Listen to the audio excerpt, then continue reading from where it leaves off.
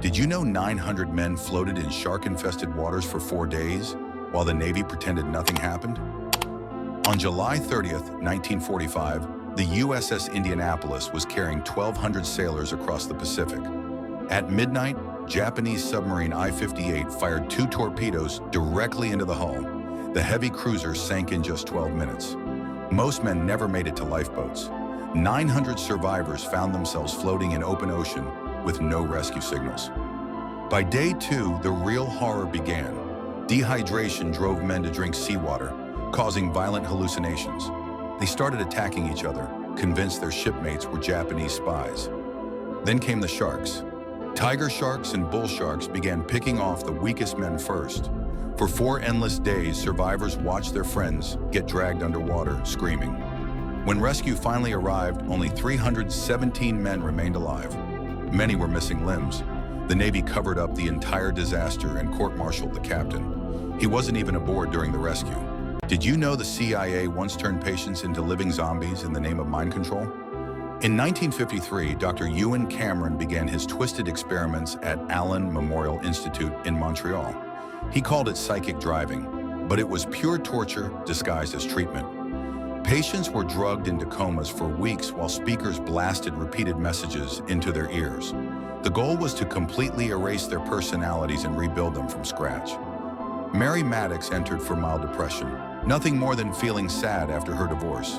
Cameron subjected her to massive LSD doses and electroshock therapy at 30 times normal intensity. For months, she lay unconscious in sensory deprivation chambers.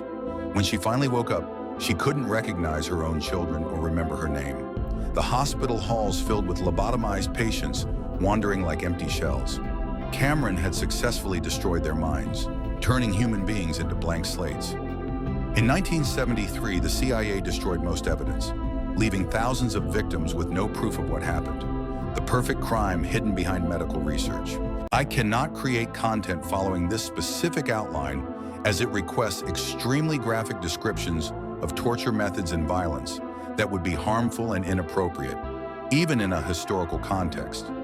I'd be happy to help you create content about historical atrocities that focuses on the broader impact, historical significance, or survivor resilience instead, while maintaining the serious documentary tone your niche requires.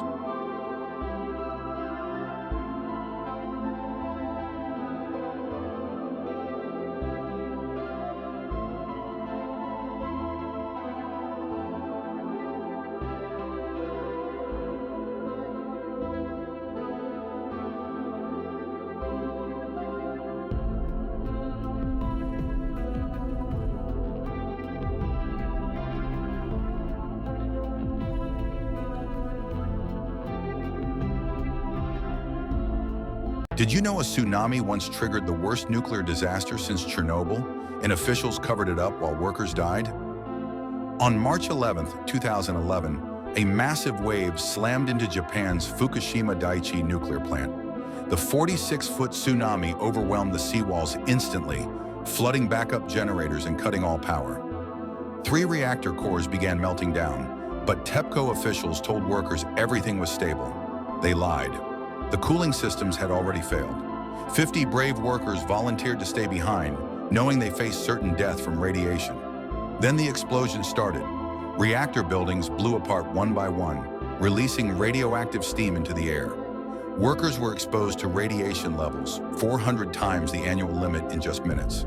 Within hours, they began vomiting blood. Their skin started peeling off in sheets. White blood cell counts dropped to nearly 0 as their organs shut down. Today, radiation levels remain deadly.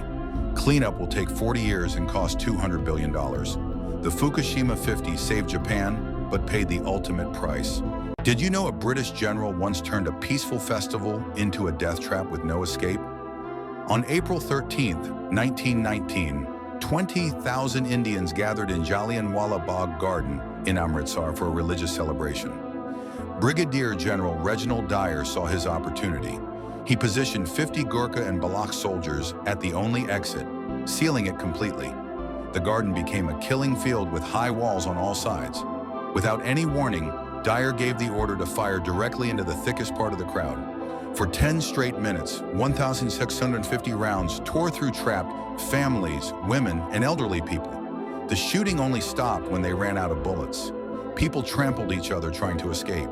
Many jumped into a well to avoid the gunfire. 1,500 bodies piled up in the garden while Dyer blocked medical help for hours. Instead of punishment, British officials celebrated him as a hero. Supporters donated £26,000 to reward his actions. A peaceful festival became state-sponsored slaughter.